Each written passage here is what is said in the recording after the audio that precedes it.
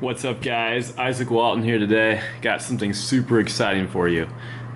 Just got this in the mail. Haven't even taken it out yet. I'm really pumped. Let me show you exactly what I'm talking about. Boom. This is currently the smallest and most powerful drone of its size and portability on the market today. The Dobby Drone by Zerotech. Let's just unbox it, take a look. Smartly packaged. Ooh, look at this thing. It's absolutely tiny. It can film up to 4K and it can follow you. Okay, so I'm super pumped about this. Thanks to the guys at Zerotech for hooking me up. Gonna be trying this bad boy out. I mean, look at it. It's tiny. It's smaller than my hand. If anything, here's an action camera, the ELE. It's just a little bit bigger than the action camera. That's insane. This drone can fold out. Let's see how it looks when we do that. So here it is in the palm of my hand. It's tiny, it's super sharp looking, very polished features. Got a charging cable back here. And there's these little propellers on the bottom that'll pop out. Oh man, I'm super pumped about this. Can't wait to take this out hiking. You know, I'm always in the market for drones that are powerful enough to get high quality video footage, but also are small enough to easily take with you while you're hiking, or in my case, hiking and fishing. Because when you're back in those canyons fishing for wild trout, or way out some of those remote bass fishing spots I hit up, you definitely don't want to be carrying a giant DJI Phantom. I've tried carrying my Tarantula. It works out there. It's just a lot of heavy stuff to carry, so I'm really pumped about the possibilities of this Dobby drone.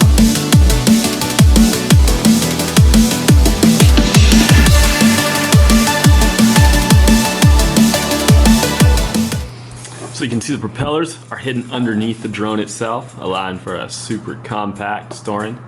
To actually pop them out, just swing out like this, click out like that, do that on both sides. You're gonna have your Dobby from Zerotech. Man, is that not the coolest thing ever? It's got the space for the battery right down here, and looks like the camera right up in front. Now, it has electronic image stabilization, which is going to be fun to use. Probably not going to be anywhere as stable as the footage you'll get from something like a Phantom with a gimbal. But hey, this thing is tiny compared to a Phantom. Let's try it out. Power buttons at the very top right here. And there's a little, I think it's an optical sensor on the bottom to detect how high it is off the ground and come back when it needs to land. It's pretty cool. It's like a little microphone on the bottom here. And this camera actually looks like it's adjustable. Yeah, it is. Okay, that's impressive. What else do we got in the box? Let's take a look.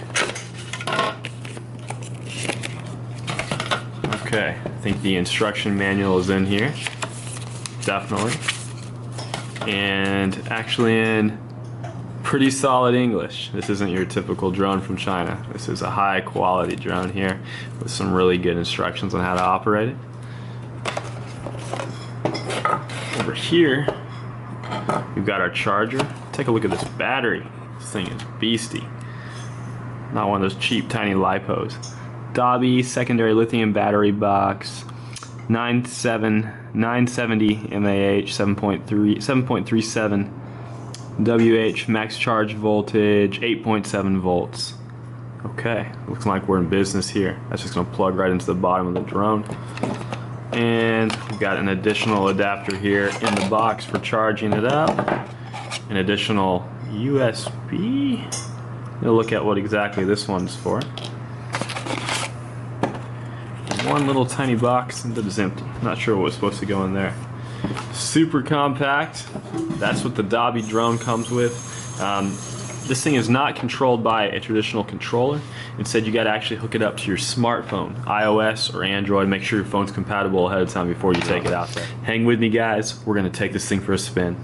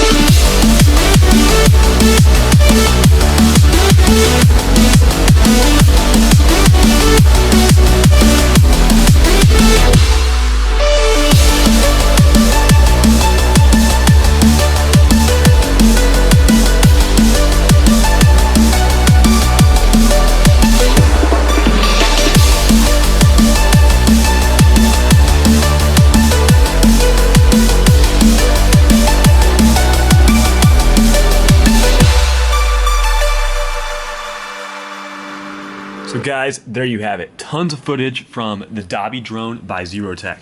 I've got to say, I'm incredibly impressed. I've taken this out on a myriad of different fishing, hiking trips, even just little weekend getaways, and I've absolutely loved it. You're gonna see a lot of other sample footage and other scenes from using the Dobby kind of fly across the screen as I keep on talking here.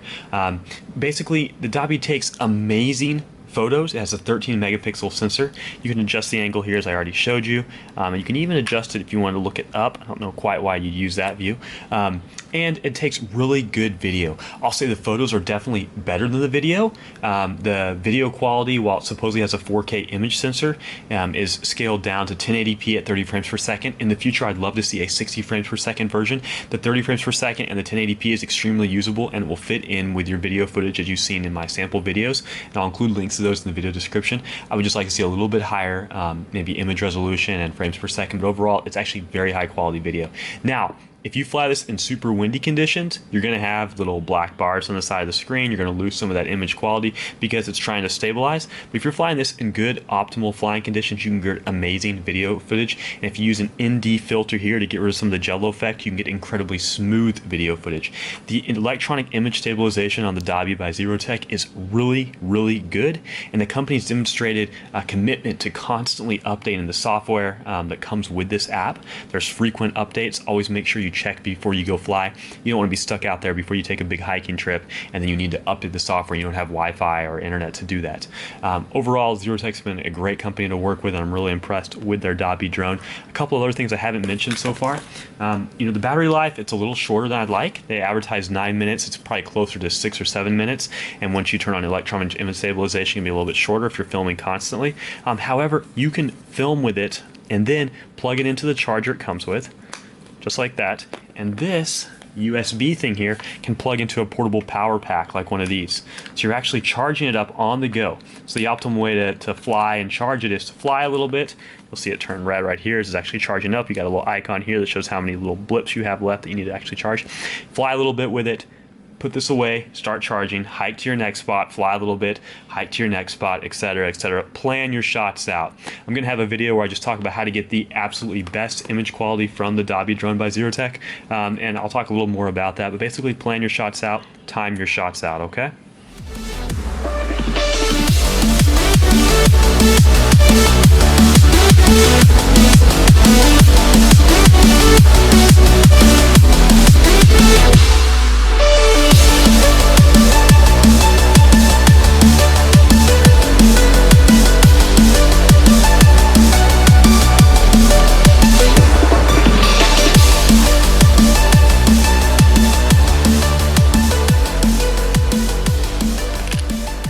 One thing I mentioned previously is that Dobby is completely unlike your traditional drone like a DJI Phantom that has an actual controller, or even one of the small cheapo controllers you might use for a $20, very simple camera drone. Instead, you actually use an app on your phone. It's called do.fun. This app is part a social media app where you can share photos and videos that you've taken with the Dobby drone. It's actually pretty cool. You can like them, share them with others. I noticed it's a little bit slower, I think, because there's servers in China, but it seems to work pretty well. Additionally, it's the controller for the drone itself. So once you've booted up the drone, you'll see this blinking blue light here. Go ahead and load up the app. You got to connect to it through Wi-Fi. Hit this right here, hit start, and boom, you're into the app itself. I'm going to give you a very quick overview of this. There's a lot of videos out there already showing exactly how it works. Let's go ahead and turn it like this. Okay. So So ideally you can see a little better what's on the screen here. That's what the Dobby is actually looking at on its camera right now. You'll see when I turn this, it's looking at these action cameras right here. You get a live video feed. You can adjust the quality of that, and it's actually pretty smooth. There's just a very little bit of delay. I wouldn't use it for FPV flying. It's quite functional though. So on the screen here, you see I have a kind of controller setup. This is your typical up, down, turn it left and right. Right here is forward, backwards, left, or shift, strafe, left and right. You actually have an auto takeoff button right here. I am definitely not going to take off right now. And it can fly indoors or outdoors. I recommend it pretty much primarily outdoors. You know, I really don't see a need to be flying drone indoors. You want to get selfies, use a selfie stick for that. I know it's one of the features of it, and actually does a pretty good job of staying very stable using the ultrasonic sensor here at the bottom of the drone itself. But honestly, it's just not something you should be doing if you want to have the best quality footage and a safer, smooth flight. You want your drone to last longer. Indoors is a small space to fly. There's walls, there's chairs, there's objects. Take it outside, okay? Down here, you've got your cool options, okay? I mentioned earlier that Dobby can do a lot of kind of special video modes. There's a short video mode. I love this feature. It's one of my favorite special modes.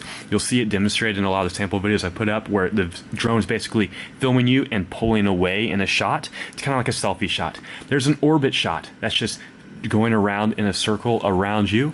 A little tricky to set up, but it works quite well, and it's very, very smooth. Target tracking, that's the follow me mode I've raved a lot about. Honestly, this is one that works. You need to have the drone up pretty high. You need to be wearing contrasting colors to what your environment is so the drone can actually track you. It's not tracking the phone. I've had kind of mixed success with it. It works sometimes, other times it doesn't work as well. You know, if you're in a wide open area, it's worth trying out. I wouldn't take it out perhaps like on a surfboard or something. I get a little more nervous about that. There's face tracking as well, which does work. If you want almost like a live video feed of you right in front of you, you know, it's actually tracking your face and trying to stay close to you. And there's an nice return to home feature. That's what's a really neat thing about this. There's not obstacle detection to avoid obstacles, so you can't just hit return to home and expect it to fly through 2 or 3 skyscrapers in a forest to get back to you. It's going to come in a straight line back to where you are and go ahead and try to land. Very useful feature. There's also an automatic return to home feature, at least I've heard described. I haven't tested this myself, if it loses the Wi-Fi connection to your drone, because it's all controlled with a Wi-Fi connection from your smartphone to the drone itself. A couple other neat features here. It'll actually show you how many GPS signals you have up here. I'm indoors, I'm not picking it up, but outdoors you will get it. You want a minimum of 8 to fly, preferably more. Now, I fly a lot in these little canyons and up in the mountains, areas where typically getting a good GPS signal is difficult, as both GPS and GOLNASS, GLONASS, it's like the Russian GPS form of connectivity. I've almost always, without fail, been able to pick up the signals I need to fly. At least 8, usually 9, 10, 11, 12, 13 satellite signals. I get flawless flights with that. Sometimes it does take longer than others. And, you know, if I'm flying at a park somewhere in a more urban area, easier to pick up the signals than in some remote canyon, but I do still get the signals. And you'll see a lot of my hiking videos, I actually still have the signals, which I'm really pumped about. Enough that I can fly and get the electronic image stabilization.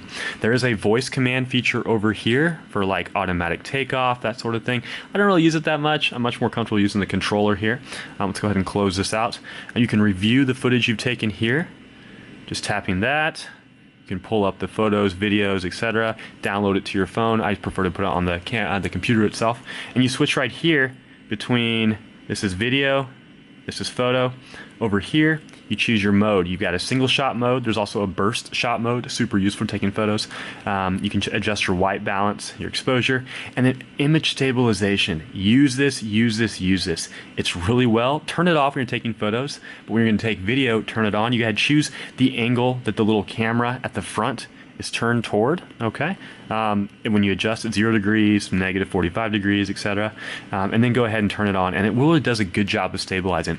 I've had friends that fly DJI Phantoms and they're like, wow, I can't believe you're getting that stable of a footage on a little camera drone that doesn't have a gimbal. It's really quite impressive. Lastly, there's a little settings menu here. You can adjust a lot of the options. Probably the most useful one is the camera direction.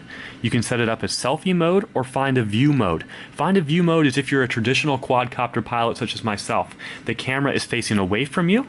Selfie mode, the camera's facing towards you, and that just adjusts the controls. There's also some other types of controls you can use, such as motion sensor. It just detects how you're tilting your phone and flies off of that. Sticks or safe sticks. It's kind of like a noob mode. I use the actual sticks mode. Really cool. A lot of neat features here. I'm very impressed with the phone app. Works quite well. Actually, much better than I thought it would. You know, this is my first drone that I've flown just purely with a smartphone, and it does a great job. The little live sort of first-person view feed here isn't amazing. You can adjust the resolution if you change the frequency that it's connecting at, but otherwise it does a good job. The little cool auto modes here all work for the most part fairly well. As I mentioned earlier, the Zerotech company has been constantly releasing updates for this app. Now, there has been some talk of getting the drone to fly using something, and I'm just going to power the drone off right here. You just hold down on the button on the top and it goes off like that. Of getting the drone to fly using some sort of Android controller, one of those Bluetooth controllers. I've seen several reports and some cool videos of folks flying it with one of these, and I would honestly prefer to fly it with one of these just because I like a traditional controller feel. This MoCute model is one that's been discussed a lot as working with it. It seems to have true joystick controls, while other ones such as the old Red Samurai controller don't really seem to do as quite a good job. They don't actually have that true joystick controller feel to it. It's the analog feature that you're looking for. You know, I have not had success with an Android phone trying to connect to it with either of these. They all connect fine, but the Dobby app doesn't seem to pick it up. I think the issue is you need a rooted phone and it would work with it. I haven't been able to figure that out myself. Something for you to look into. You obviously want one that has a little holder that you can put your phone into and look at the screen as well if you get that to work. So look that up. Just look up Dobby controller, and if I find one that actually works, I'll let you all know.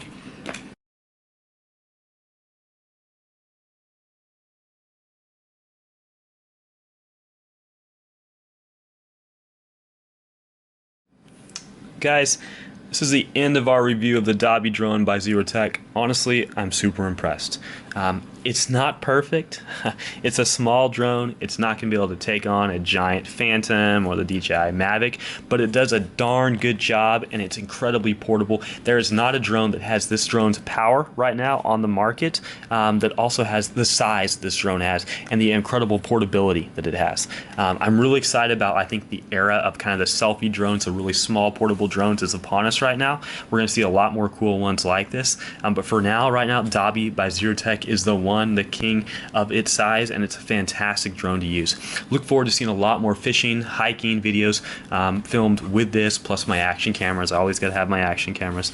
And go ahead and check it out. I got links in the description if you want to pick it up from Amazon. Zerotech selling it. Do make sure you buy it through one of their authorized sellers if you want to take advantage of the warranty they have for it. And when you fly it, guys, fly it outside first. Choose an open area. Get used to the controls. Get really good at it, and then take it out on your hiking, fishing trips. Don't just start flying it indoors immediately or do something like that. You're going to beat yourself up with it.